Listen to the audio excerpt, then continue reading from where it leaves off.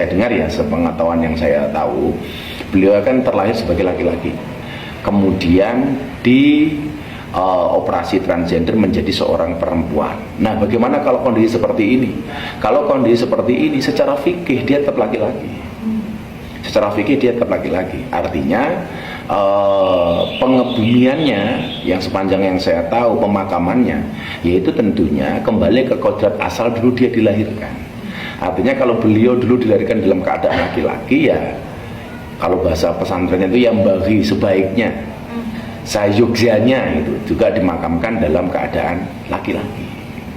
Jadi kan ada perbedaan yang cukup signifikan umpamanya antara laki-laki dan perempuan soal kain kafan, perempuan jauh lebih banyak. Kemudian soal sholat jenazah, niatnya dan lain sebagainya. Ini kan tentunya berbeda gitu. Ini berbeda. Jadi kalau saya kecenderungannya siapapun yang lahir sesuai dengan jenis kelaminnya, ya itulah cara dia dimakamkan itu. Berarti tidak diperbolehkan ya? Ya secara fikih saya pikir tetap kembali kepada kodratnya. Kodratnya dia laki-laki, ya dimakamkan dengan laki-laki.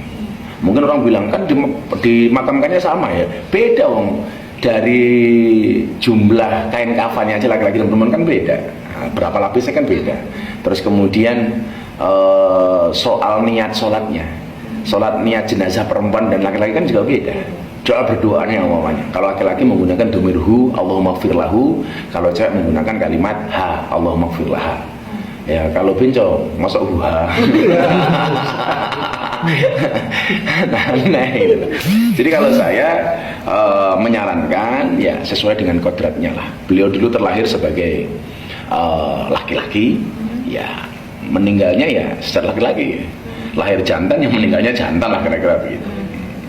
Artinya dia udah sebelum meninggal wasiat Gus ingin dimandikan juga secara perempuan. Secara perempuan, artinya berarti dia menghendaki yang memandikannya adalah perempuan, kira-kira begitu. Jadi kan apa ya? Bagaimana berbicara soal wasiat? Wasiat itu harus dilaksanakan ketika wasiat itu ada kebaikan di dalamnya, tidak ada kemaksiatan, apalagi melanggar syariat. Tapi kalau wasiat itu sendiri melanggar syariat, melanggar perintah agama, ya tentunya wasiat itu tidak harus dilakukan. Contoh wasiatnya bagus-bagus, mau menjadi orang tua kepada anak-anaknya, tolong pembagian waris yang saya tinggalkan dibagi dengan sebaik-baiknya, entah dengan menggunakan hukum Islam maupun dengan hukum adat istiadat, dibagi rata. Ya sudah, itu kan ada kebaikan di dalamnya.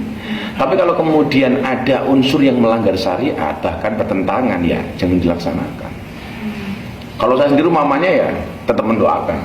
Wong kita juga belum tahu kok, saya sama Bunda Dursa matinya di luar sana juga tidak tahu kan, namanya nyawa kan itu. Tapi kalau seandainya ada kawan yang berpulang, ya tetap kita doakan. Nah kalau saya mendoakannya ya, setahu saya kelahirannya seperti itu, ya saya doakan seperti dia lahir.